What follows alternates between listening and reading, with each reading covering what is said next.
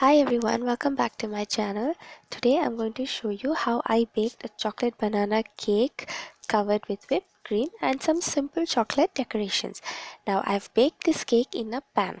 Yes, and for the decorations and everything I've used simple utensils in my kitchen, nothing fancy. I will show you how, so join me.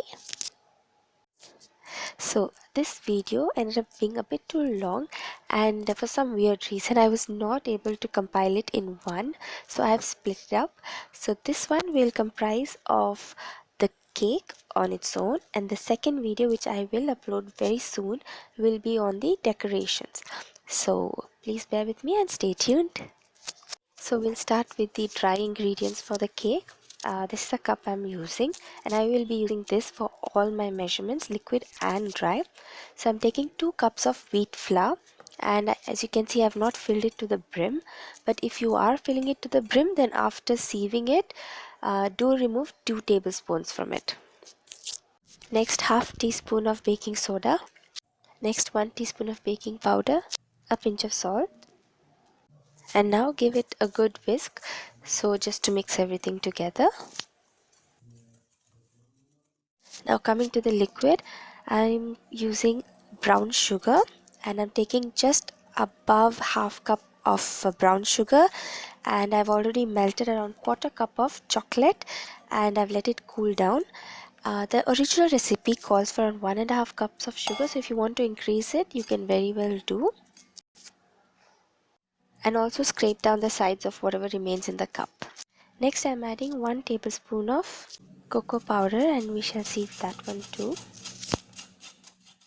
Now we will give this a quick mix to incorporate everything together to wet all the dry ingredients. Next in goes 2 eggs, and I'm going to mix it properly so it combines well, while scraping down the sides too, because we don't want to waste any precious chocolate, right? And like you can see, I'm using a balloon whisk over here. Just in case you do not have a balloon whisk, you can very easily use a normal spoon. It's perfectly fine. You just want to mix it, so that would do the job perfectly fine. I've used it myself before, and I've gotten perfectly baked nice soft cake, so no problem on that.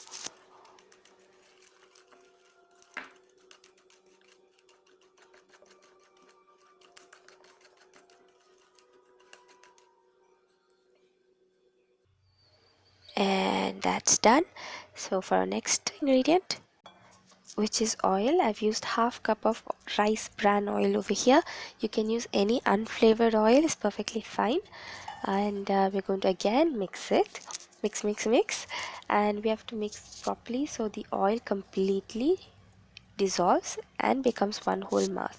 So this will take a bit of time, maybe 1 minute, but it's important to dissolve it completely.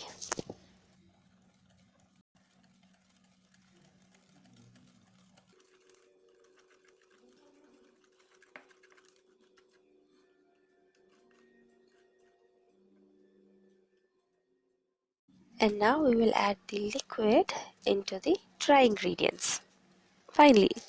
And now we will roughly just whisk it together, because we have one more important ingredient left to add. So yeah, just a rough mix will do.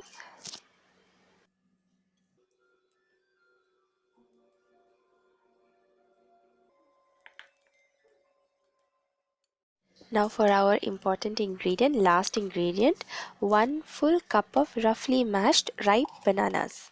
And now for the last mixing, we have to combine all of this together, and like you can see, it is quite thick. The batter is going to be the final batter, that is going to be a bit thicker. It's on the thicker side, but don't worry, your cake will be perfectly moist and soft, so don't worry about it. Mix well.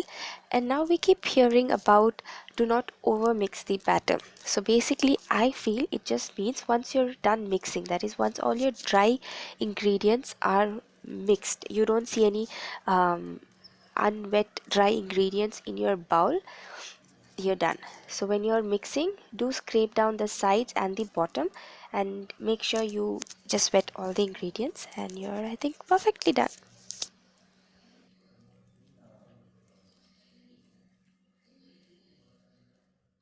So now it's time for baking, and this is the pan I use for all my baking.